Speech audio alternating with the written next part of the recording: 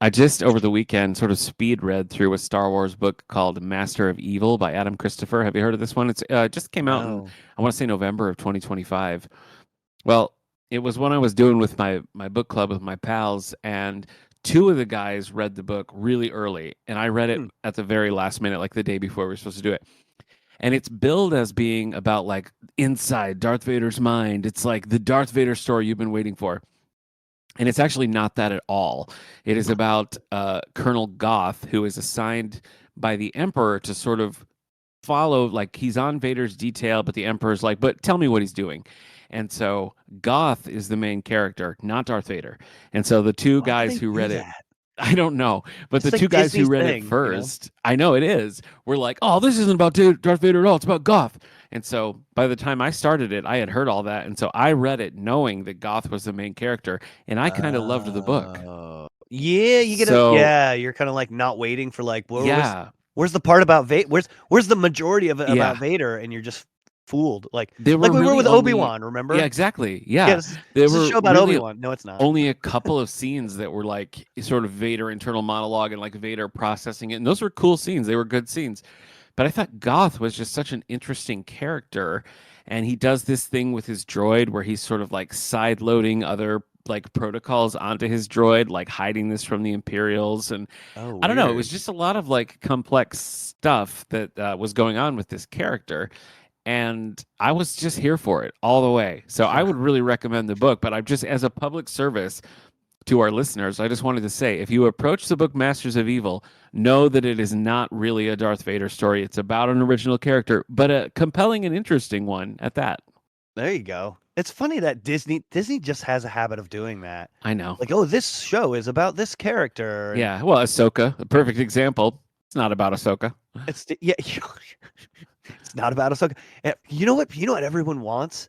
Everyone wants a Jabba the Hutt show, and we should just make it about, I don't Bib know, Fortuna. Bib Fortuna. Yeah, the life and times of Yeah. Bib Fortuna. Well, that's, I mean, when we were I doing the feel like book that makes club, more I was sense. like, what I don't understand is the people who are out there buying hardcover Star Wars books are going to buy it. You don't have to pretend Yeah, it's about something that it's not about. You yeah. know what I mean? Maybe Just maybe it's just say, a new character.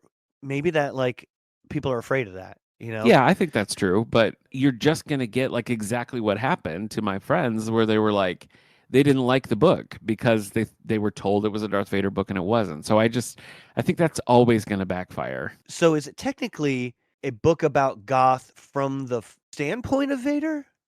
Would No. that be a more accurate? No, not even. No, I Oh, would so say it's that just. Oh, Vader wow. is a supporting character in this book.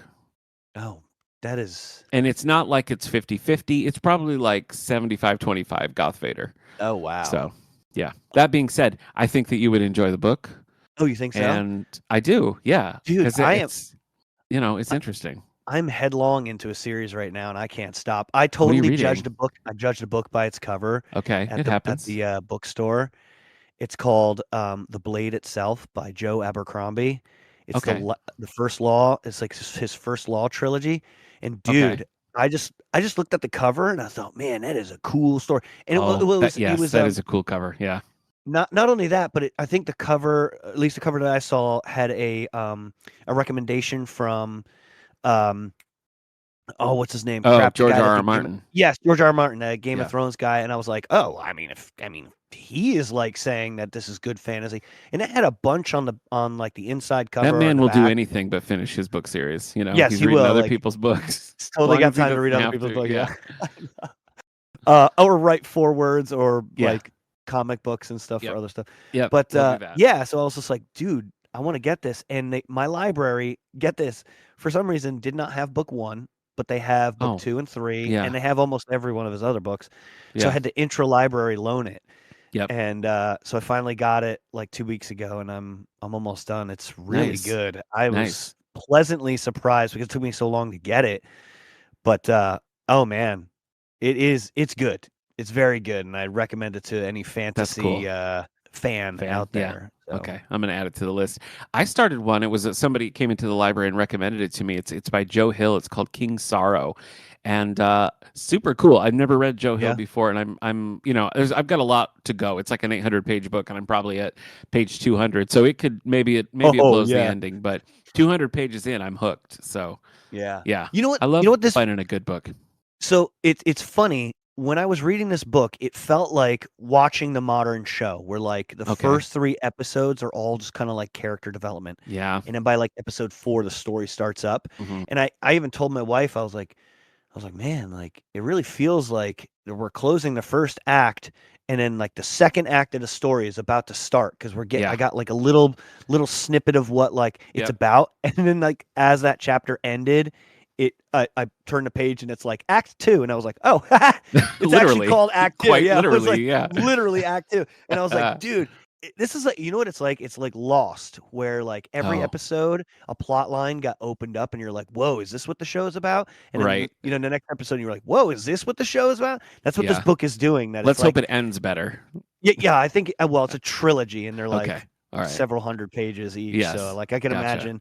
But yeah, like it's like one of those where like you think the story is about like this person, this person, and this person, like 3 Yeah. characters, but then like Yeah. another character comes in, and you're like, okay, well, how's that person, and it almost flips between characters like Game of Thrones does, where Okay. like, you might have like 20 characters, but the book might be about, they might come into the book at certain points, That's a and you're like, when tightrope. are they gonna? I mean, It's tough. to Yeah, stick that, I think is really difficult. I just for the But Have You Tried podcast, Ali and I were reading Anna Karenina by Tolstoy, and it starts that way. You start with a character who is yeah, at best like a C-level character, but you spend a lot of time with him, and then it kind of transitions to another character and another character and another character, and you're spending a lot of time with a lot of random people before you're really like, okay, this is the centerpiece. And that yeah, is like that either works perfectly and it weaves you into this story in a very organic way, or it just collapses under its own weight. So yeah.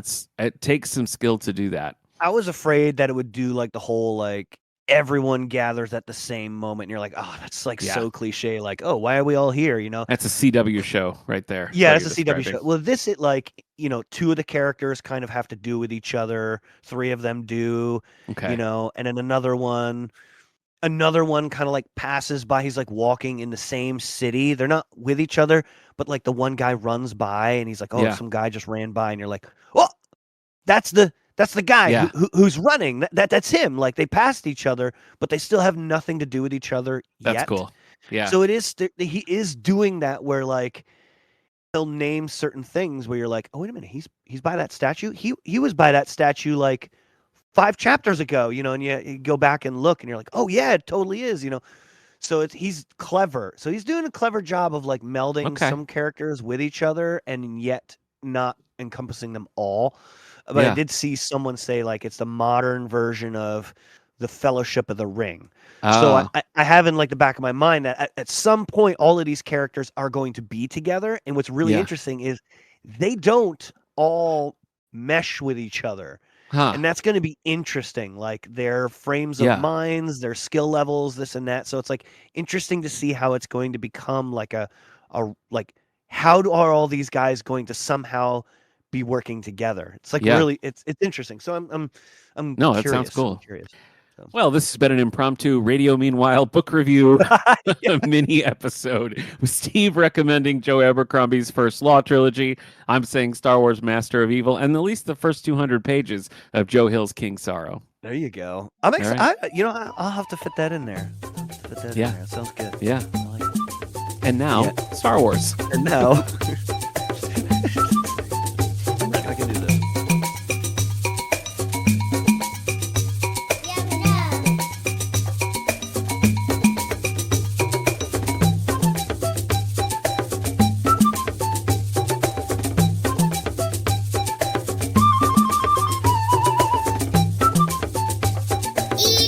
Welcome to This Endorian Life, a nostalgic Star Wars podcast from the Radio Meanwhile Network. My name is Steve Rudd. I'm Nick Gunning, and we're taking apart the world of Star Wars Lego brick by brick.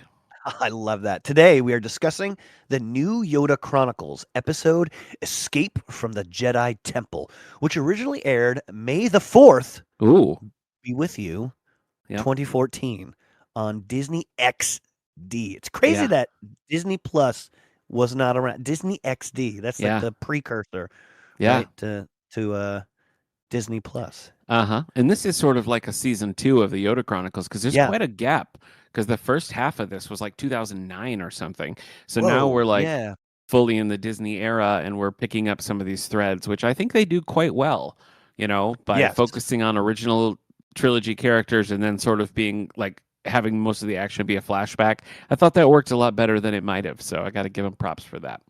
This is the first of 4 episodes produced as part of the new Yoda Chronicles, and New. all would be released on DVD in September of 2015.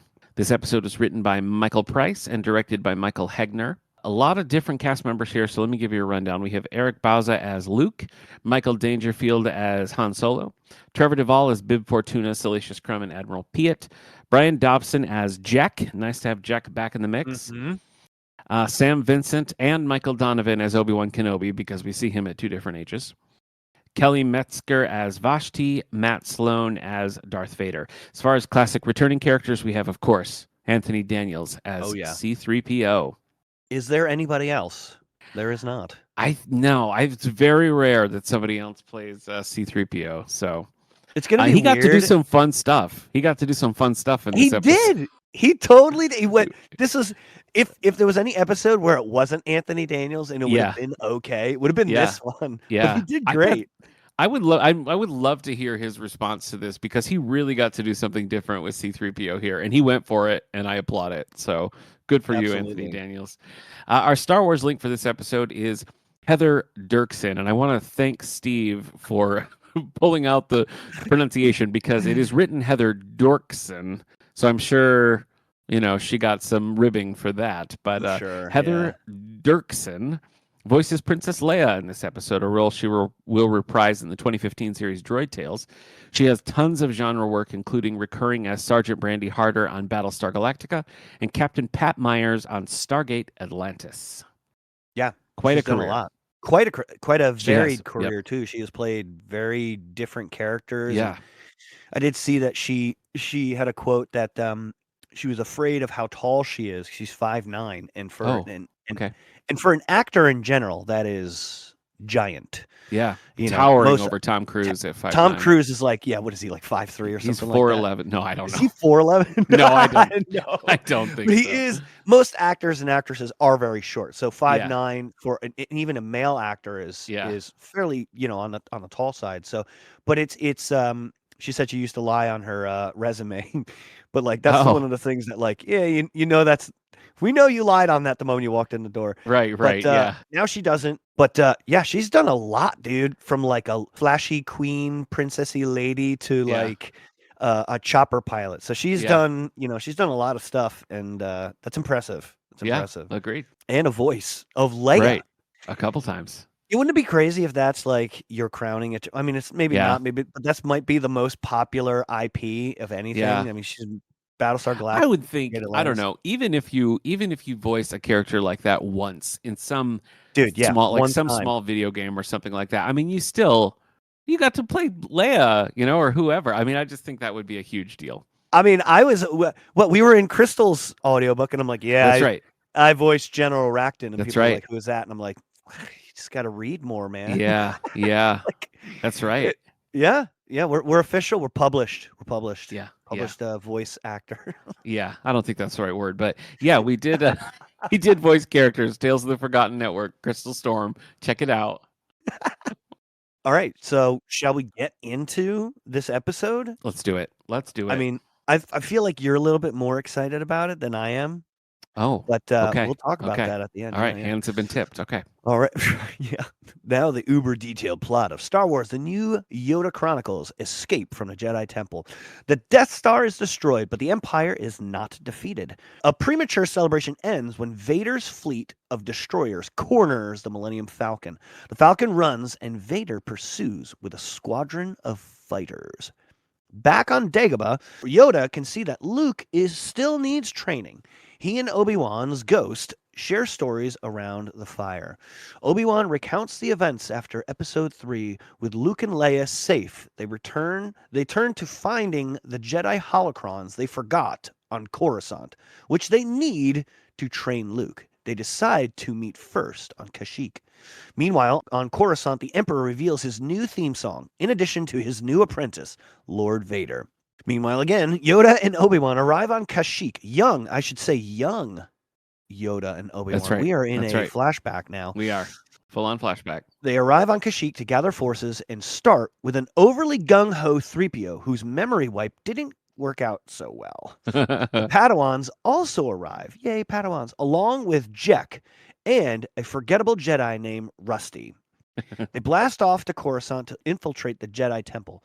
The group is able to sneak into the holocron vault while 3PO and Senator Organa create a massive distraction as C-3PO goes postal on a battalion of troopers. 3PO suddenly loses his Rambo mentality. See that? See what I did there? Rambo. When he realizes he's just a protocol droid. Organa accidentally lets this plan slip to Vader. The two manage to hide and escape in a fighter. Vader surprises the group attempting to gather the holocrons. Jek, the Padawans, and Rusty are easily subdued by Vader. At least that's what Vader thinks. But one young Padawan tricks Vader, knocking him out. The group then gathers all the holocrons and blasts off into space. Vader awakes and pursues the group with a squadron of fighters. Some of the holocrons are lost in the space battle, but the Jedi are victorious. Obi-Wan buries the holocrons on Tatooine. Back in reality, Yoda and Obi-Wan finish their story and quickly remember they need to tell Luke about the holocrons. Obi-Wan ghosts away. Their joke was a little better than mine.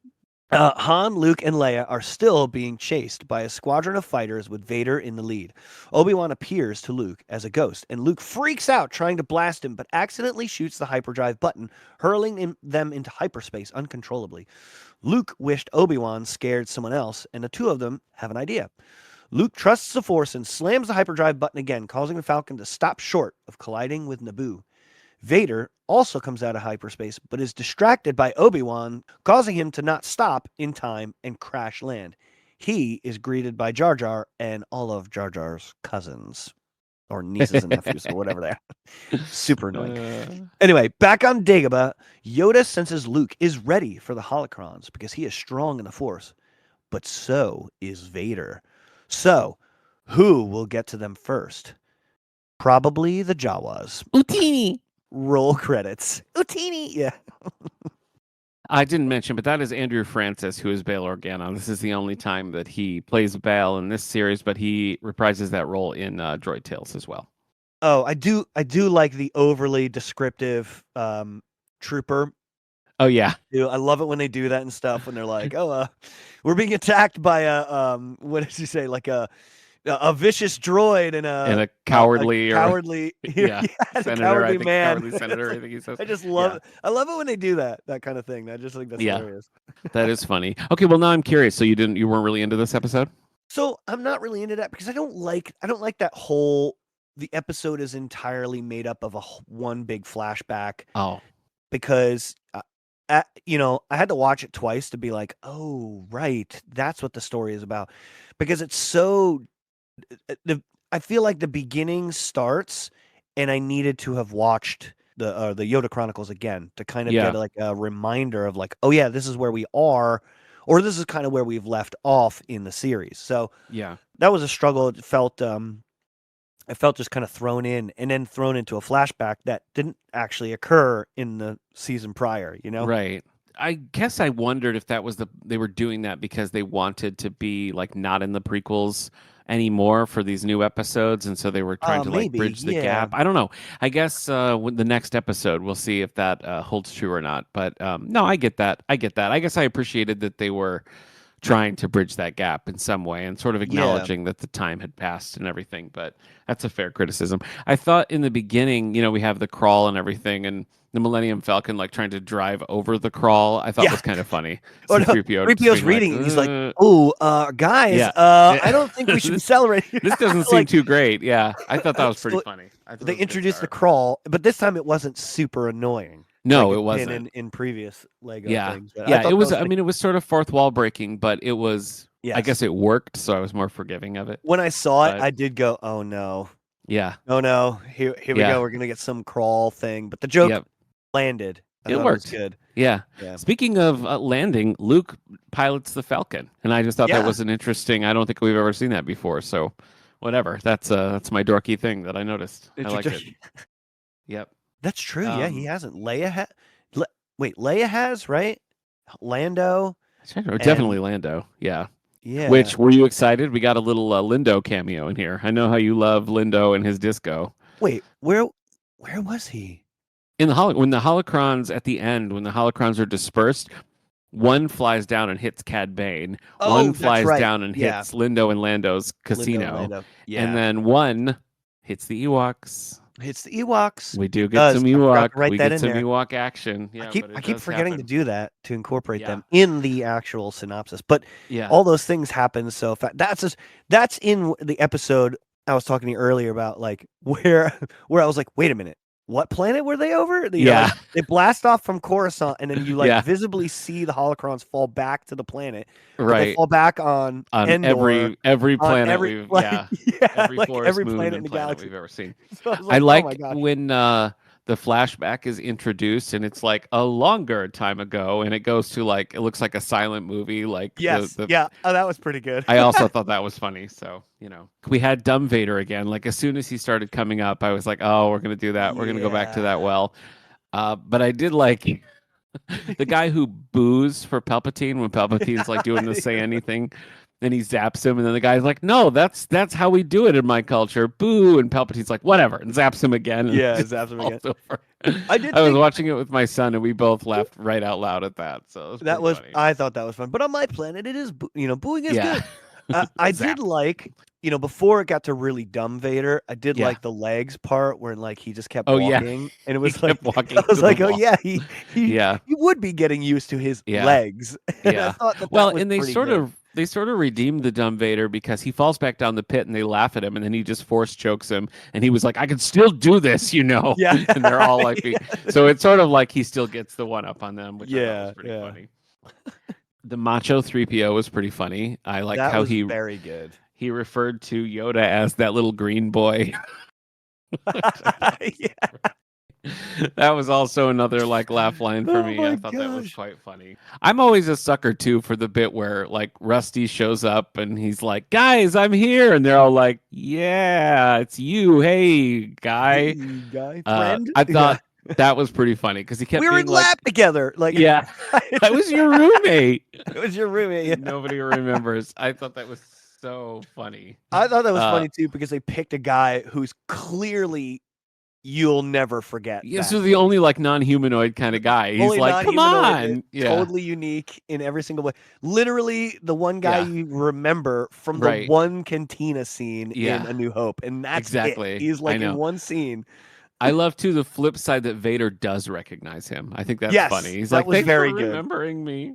Yeah. And then he's like, "Oh crap, he remembers me." Yeah. So he totally regrets that he remembers him. I liked Yoda's So little good. pod ship. He had his own little ship that he was like puttering Oh around yeah, in. from Kashyyyk, the Kind of escape funny. pod, Yeah, yeah, yeah. the totally impractical flying. Right. It looks like a It module, like a shuttle module, or yeah, like no, a it doesn't space make a lot of module. sense. But I like they're all in there and Yoda's like, "Well, you do all this and you can pick the ship." Yeah. So, thought it was funny that when they sneak in to get the holocrons and they're in like what the Imperial Palace or whatever, the Emperor is in the screening room watching season 1 of the Yes. Yoda Chronicles. Yep. He He I thought that is. was Oh, my popcorn's gonna be stale. your classic quote, the quote that has permeated your real life. Never tell me the odds. Never tell me the odds. C3PO shouts that when he's Yep. Rambo C3PO. Yeah, he says never tell me the odds because the Emperor gives him the exact same odds of navigating an asteroid Right, field, right, yeah, yeah. which is funny. Uh, And they got out of that, and they also got out of this. So I guess those Yeah. are pretty good odds. I yeah, gotta be honest. I guess maybe you should tell them the odds Maybe because you it seems should, like yeah. it's working in their favor. Tell me So the odds as long you as know. they're below that. yeah. I did like the little cameos of I didn't need more like Disco Lando, but I liked Yeah. the continuity, with the earlier stuff. I like that we just got a little Yes. like look at that, there it is. Little splashes. And of course, I'm happy to see the Ewoks anytime, but overall I felt like this was pretty good. How many yub nubs would you give this one? The writing felt better. Like for me, Yeah. a lot of the jokes did land, Yeah. and so I thought they did a good job of that because it definitely felt like it would be funny for the kids, Yeah. and it felt funny to me too. But then you get those reminders of like, like the holocrons falling and then it Yeah. falling on multiple planets. That it's still a kids show, and seeing that is fun for them to see. Yeah. But for me, I'm like, wait a minute, that's factually incorrect. Like, so it's you got to be reminded Classic. that this is a kids Classic. show. Yeah. Not for me. But I don't know. I give it like a 3.5. Yeah. I think I would probably be a solid little 3.5. kinder and say a 4, but looking at this thing, like looking at the Yoda Chronicles as a whole, we have the Mm, first batch of episodes and then the second batch a couple years later. I have to assume that this was just a casualty of mergers and like the Disney acquisition and stuff like that, yeah. because the first season, was a pretty tight continuity. It was like a real show, and then it Yeah. basically Yeah. just abruptly ends. And then we're picking up threads here, which I appreciate that we didn't just leave that dangling. But it's too bad we don't get to see like what a full vision of this series would have looked like. Like give it time to sort of be a show, because it just ends up feeling like all these like one-off kind of things. Like we were building so Yeah. much Yeah. with Jack, and Jack. I'm Yeah. glad that we get him back, but it just sort of, I don't know. We were building momentum and we've lost that momentum. And so I I think guess, so. I agree with that. this is better Yeah. than nothing. And I did enjoy it. But I guess I'm sort of watching all of these episodes as almost like a one off special Yeah.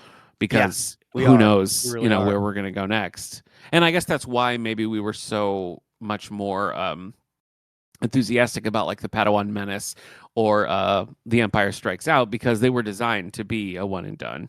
Yeah. And this one does feel like it is kind of that getting the band back together Right. again, where not a Yeah. whole lot happens. So that's why, like, for me, that's why it's like a 3.5, almost 3, where Yeah. it's just like this really, Yeah. I mean, not much happens that of any consequence in the episode. It's kind of just Yeah. a excuse to get everyone in the same Right. frame, Right. Kind of a all the characters. connection between the two Yeah, eras, yeah, I assume. So, in that way, if you look at it as like, this is the transitional episode, then I think in a lot of ways it's better than I might expect that to yes, be. But it I still think sort you're of right. has the stink of, well, we have these things, but we want to do this. So we got to connect these somehow. I mean, it doesn't entirely escape that. So I Yeah. think that's fair. What's your Oak of Arc moment? I think just I don't know, just the flashback aspect of the episode Okay. rather than there being several flashbacks, Right. because it almost seems like they did that. It was like, what was the purpose of all of that, to just have all those people in there? Because, well, they're not going to be in the next episode per se, right? Because this is a completely Yeah. different universe or Yeah. completely different era. So maybe they will be just older, but it's almost like it was meant to bridge what happened after episode 3 to kind of where we Yeah. are now.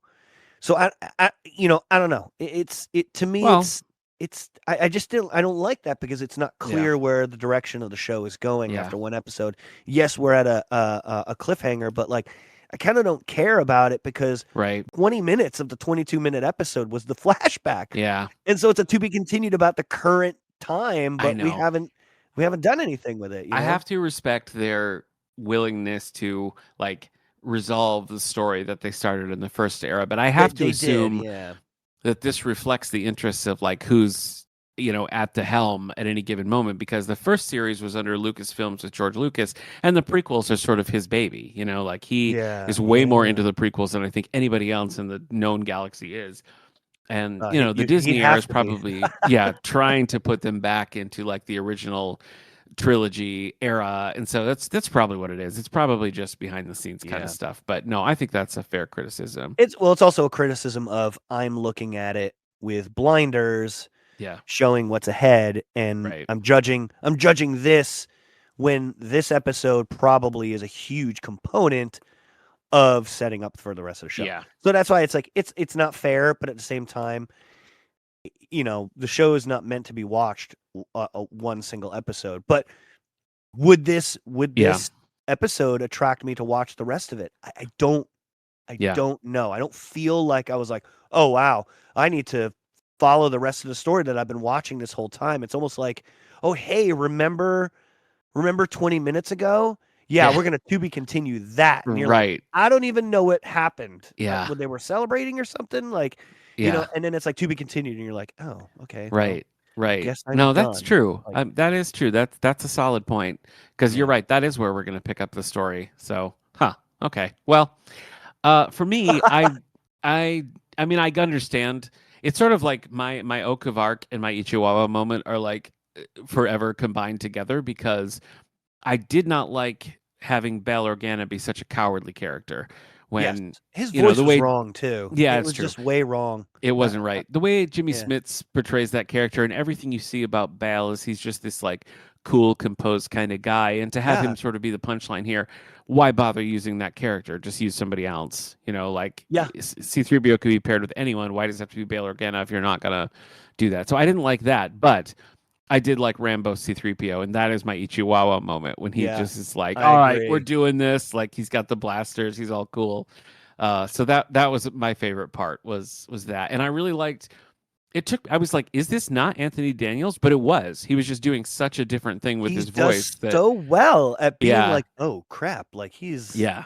So intense. Like, that was very so cool to me. What about you, Ichiwawa?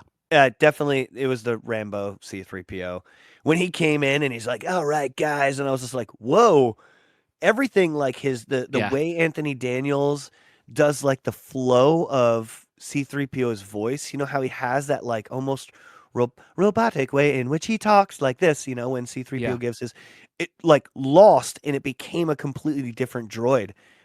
Same voice though, which was I just thought it was really cool. So like yeah. hearing his lines was like, whoa, that's Anthony Daniels, but it just doesn't I know. it doesn't quite something is off. And you're like, that's what was so effective about the Yeah, character that it he was was cool. like the Definitely. same guy, voiced the same person, but you're like, whoa, this is Yep. different.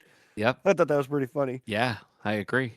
Well, as much as I was enjoying, I guess, the prequel side of this, I'm interested to see how they wrap up this series with the next 3 episodes that we're going to get. But before we get to Yes. that, we're heading into the magical world of Genie, based on the classic sitcom I Dream of Jeannie, covering the episode The Great Ski Robbery.